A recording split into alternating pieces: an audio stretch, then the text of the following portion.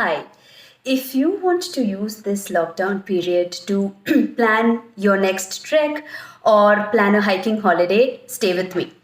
So, you may be somebody who's never gone on a trek before but always have wanted to, or somebody who's been on one or two treks but now wants to, kind of up the game and take up some more challenging treks.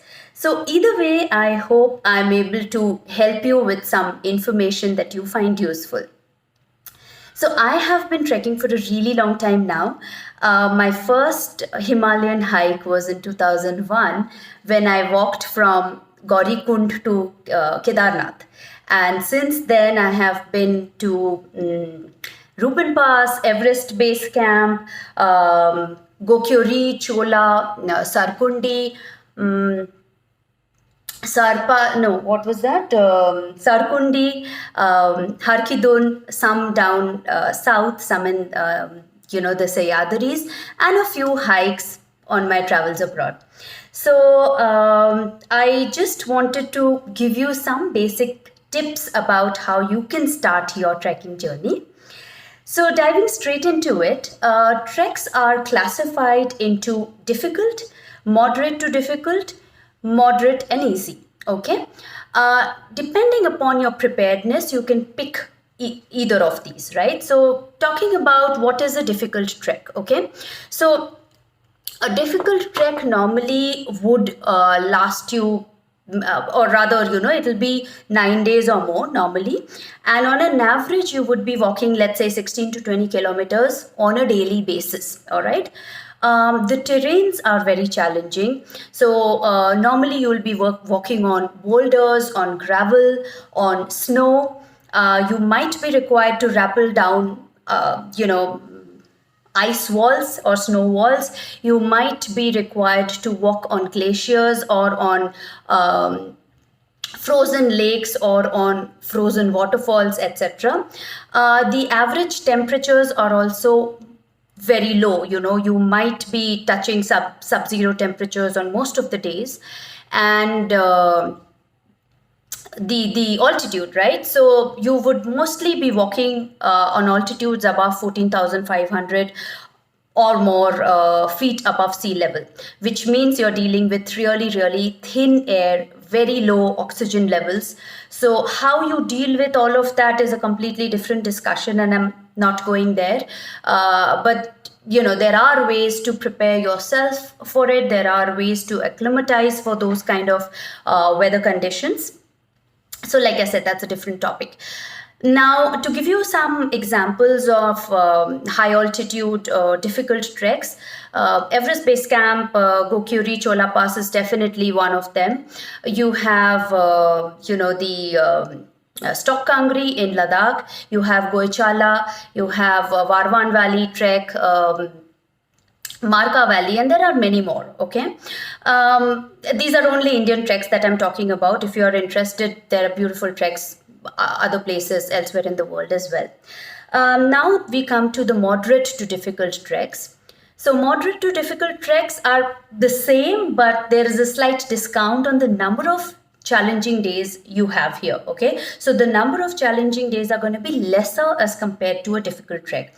Example of a moderate to difficult trek would be your Rupan Pass trek, the Annapurna Base Camp, commonly known as the ABC, Kashmir Great Lakes, and again, many more. So remember that if you decide to go ahead with either the difficult or the moderate to difficult, you need to be in extremely great physical, fitness levels. You need to have great fitness levels. You need to be practicing regularly in terms of your cycling, your running, or you definitely need to be able to walk up and down a couple of floors for straight 30 minutes. If you plan to carry your own backpack, practice with maybe 15 kgs of weight on your back, and then, you take the stairs up and down. What it does is it helps you increase your VO2 max so that the volume of oxygen that your lungs are capable of taking in is enough and is to the best level possible, so that when you are challenged with thin air and you're exerting so much physically, you are prepared for it, right?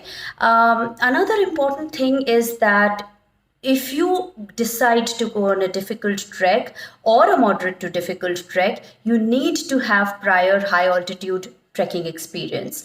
It's not advisable for a beginner to go on these kind of treks, okay? Now, if you are a beginner, there is obviously hope. There are beautiful treks in the moderate to easy category as well. You have Harkidun, you have the Kuari Pass, and many, many more, okay? The Valley of Flowers, which is a extremely celebrated trek, right? And it's beautiful. So do not think that just because a trek is easy, it's not as beautiful as a difficult trek. The difficulty level or the scale of challenge does not define what nature has to offer. Nature is beautiful in any way. So don't worry about that. Just an example would be, a walk through the Khas Valley in Maharashtra during monsoons is beautiful, and it's not even a huge climb or a challenging trek or anything like that, right? So don't worry about that. Even if you're a beginner and if you're not going for the difficult ones, absolutely fine. You can graduate to that. Having said, once you decide on which is the category that you need to choose, then you need to start putting a plan together for your workouts, okay? So like I said before, your cardiovascular endurance has to be very, very high. For that, obviously, you are indulging in aerobic sort of activities. But along with that, your muscles, your strength and conditioning has to be looked after, okay? So your core muscles, your hamstrings, your quadriceps, your calves, your even your back muscles for that matter, all of that needs to be trained, okay? Because when you are on that kind of a terrain, all the muscles are trying to balance your movements. It's not just your calf muscles or leg muscles that are doing all the work, right? So all the muscles are balancing or sharing the load. So ensure that you are putting in a lot of time in strength and conditioning. Also, balance and flexibility is extremely, extremely important, and yoga is brilliant for that, right? So you need to have balance, you need to have flexibility, you need to practice pranayama, because that way you know how to take care of your breath well. And I cannot sort of stress enough about how extremely important mental endurance is. However physically fit you are, how much ever you go prepared, there still will be days that you'll be like, what the hell is happening? Like it's going to be so challenging. It's going to be difficult. It's going to be absolutely something you never prepared for. But you should be able to adjust. You should be able to be strong, and you should be able to also be in a position to help your trek mates, right? It's not just you've gone in a group maybe or with your friends. So you do not want to become a burden on anybody else. In fact, if possible, you want to help everybody out. So mental endurance is extremely important, and how you practice it? Meditation. Try and do that so that you're centered, you're aware, and when you go there, you are completely in control of your emotions, because there will be days that will absolutely challenge you. Okay, if you want to continue with this information, please watch my next video.